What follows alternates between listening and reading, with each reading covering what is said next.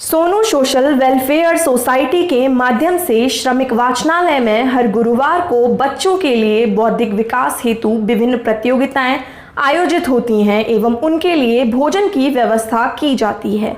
इसी कड़ी में आज भी आयोजित कार्यक्रम में मुख्य अतिथि के रूप में सतीश शर्मा, विशिष्ट अतिथि नवीन, अतिथि सुखदेव उपस्थित हुए। वहीं विशेष आमंत्रित अतिथि के रूप में निर्मला राठौर और पिंकी सयाता उपस्थित रहे। कार्यक्रम में संरक्षक दिलीप मिश्रा, गुरुजी एवं कार्यक्रम संचालन राहुल निहोरे जी द्वारा किया गया। कार्यक्रम का आयोजन डॉक्टर सोनू शर्मा एवं डॉक्टर नेहा शर्मा द्वारा किया गया। कार्यक्रम में हरिप्रसाद मरमठ, राहुल जोशी, सद्दाम मंसूरी, तृप्ति जोशी, ललित शर्मा, मीना श्रीवास्तव अतिथि के रूप में उपस्थित हुए। मैं जनसंघ पार्टी से जिला अध्यक्ष हूँ और नव भारत प्रेस में मेरा एक कॉलम चलता है, जो भी आपकी समस्या हो उसको लेकर। वार्ड में आपकी कोई समस्या हो उसको लेकर मेरा वार्ड में मतलब चलता है। दीदी को मैं नमस्कार करता हूँ, उनका आभार मानता हूँ कि वो यहाँ आए और हमारे बच्चों को ऐसा आशीर्वाद दें कि वो आगे अपने जीवन में आगे अपने लक्ष्य पे आगे कायम रहे और गलत रास्ते को ना चुनते हुए सही रास्ते पे बढ़ते रहे। नर्सरी से लेके 8वीं तक के जो बच्चे हैं अभी 1.5 साल से स्कूल ही नहीं जा पा रहे हैं। इस टाइम पे दीदी हमारी जो है शर्मा मैडम है, नेहरू जी हैं, दिलीप भाई हैं, इनके सबके सहयोग से इस टाइप का ये प्रोग्राम जो बच्चों के लिए ये चला रहे हैं, जो कर रहे हैं, वो जो शिक्षा दे रहे हैं, ये एक अनूठी पहल है।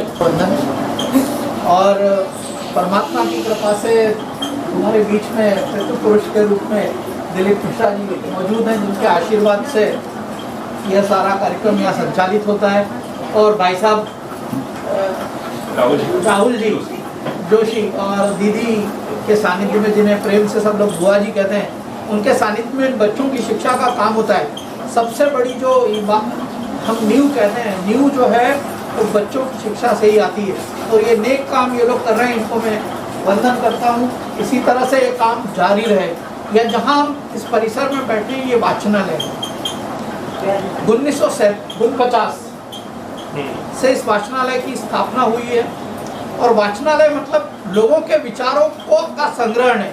यानी किसी आदमी ने अपनी ज़िंदगी 50 साल 100 साल तक जी है और वो जो अनुभव प्राप्त किए वो इन किताबों के माध्यम से लोगों को पढ़ने के लिए प्रेषित की जाती है।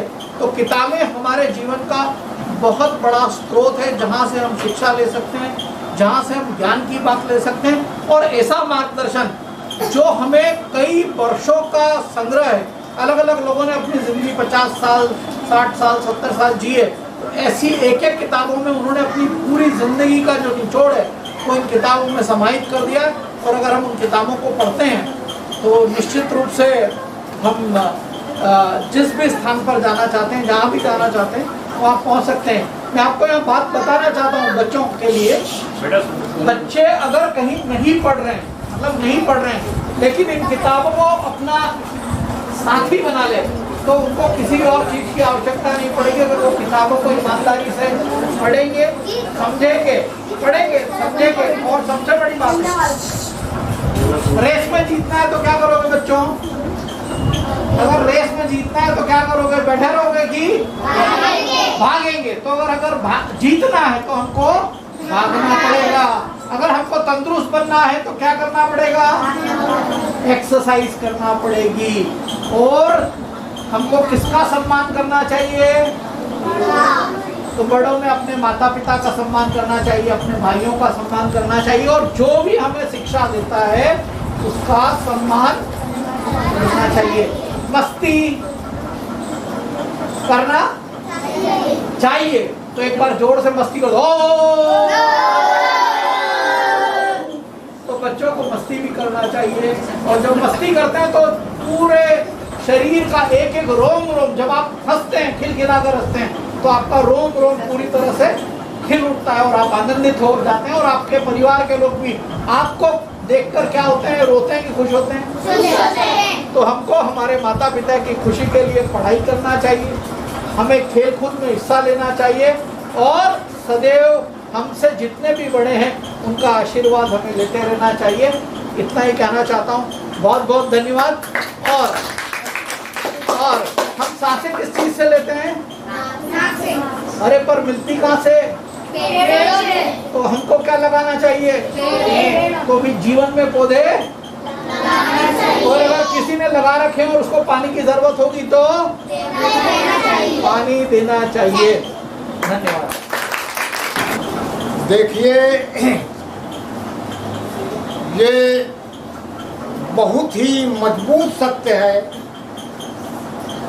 कि बच्चे ही किसी भी मुल्क का भविष्य होते हैं। आरएसएस से, ताकि जो कि अपने पूरे भारत में है। और मैं सिर्फ यही करना चाहती हूँ कि हर जो अबला नारी है, हर छोटे छोटे जो मासूम बच्चे हैं, उनके लिए हम यही चाहते हैं कि हमारी संस्था हर वो प्रयास करे जो बच्चे और जो आजकल विधवाओं के साथ और हर एक